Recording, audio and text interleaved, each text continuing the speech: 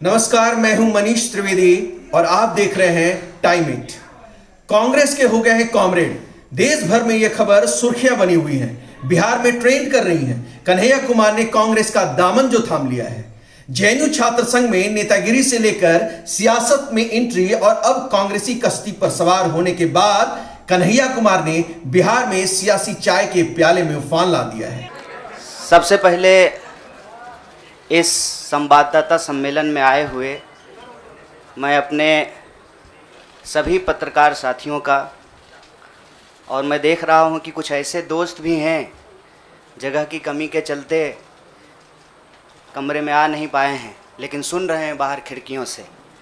मैं आप सबका स्वागत करता हूं और मंच पर उपस्थित एआईसीसी ऑर्गेनाइजेशन के जनरल सेक्रेटरी वेणु जी, जनरल सेक्रेटरी सुरजेवाला जी, एससी डिपार्टमेंट के चेयरमैन नितिन राउत जी, बिहार के प्रभारी भक्त चरण दास जी, बिहार के अध्यक्ष मदन मोहन झा जी और कांग्रेस पार्टी के ट्रेजरर पवन बंसल जी, हमारे युवा साथी और गुजरात कांग्रेस के वर्किंग प्रेसिडेंट भाई हार्दिक पटेल जी, और हमारे आंदोलन में कदम से कदम मिलाकर हर घड़ी हमारा साथ देने वाले हमारे साथी बडगाम से निर्दलीय विधायक साथी जिग्नेश मेवानी जी, मैं आप सबका आभार व्यक्त करता हूं। और मैं अपने पत्रकार साथियों से कुछ चीज़ों को लेकर मुखातिब हूं। उससे पहले आज ये एक ऐतिहासिक दिन है। आज शहीद आज़म भगत सिंह की जयंती है।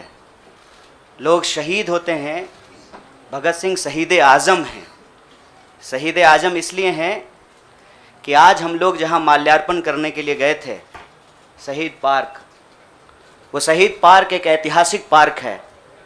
वो हिस्सा है फिरोज शाह कोटला फोर्ट का, जहां पर चंद्रशेखर आज़ाद जी की अध्यक्षता में हिंदुस्तान रिपब्लिकन आर्मी की गुप्त मीटिंग हो रही थी।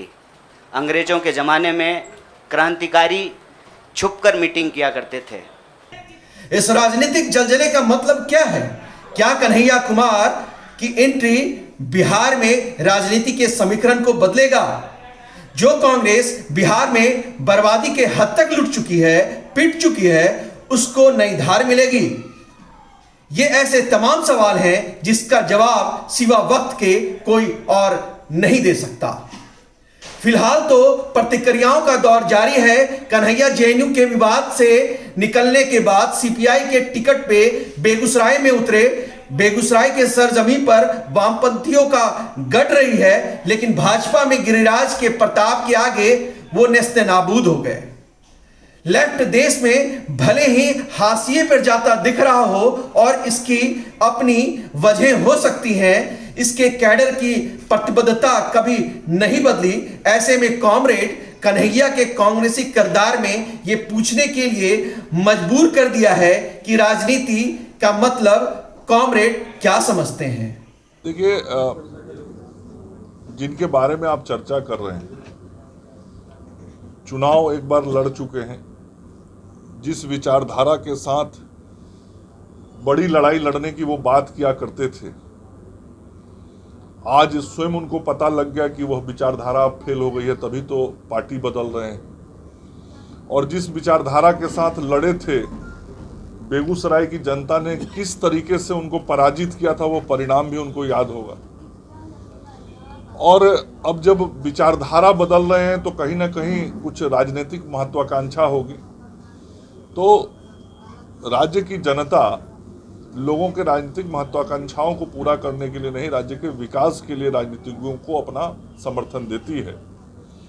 और ऐसे राजनीतिक दल में आज वो जा रहे हैं जिस दल को बिहार की जनता पहले ही न केवल नकार चुकी है, बल्कि डूबती हुई नाव की तरह उसकी स्थिति बना चुकी है।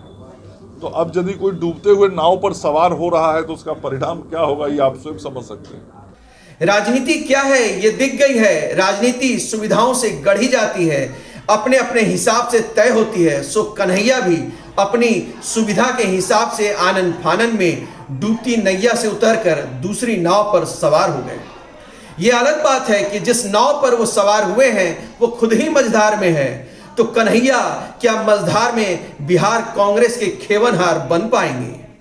फिलहाल तो डाक बंगला चौराहे से लेकर दरभंगा में गांव के दलान तक चर्चा यही है। ये सब बदकुच्चन बाद में करेंगे।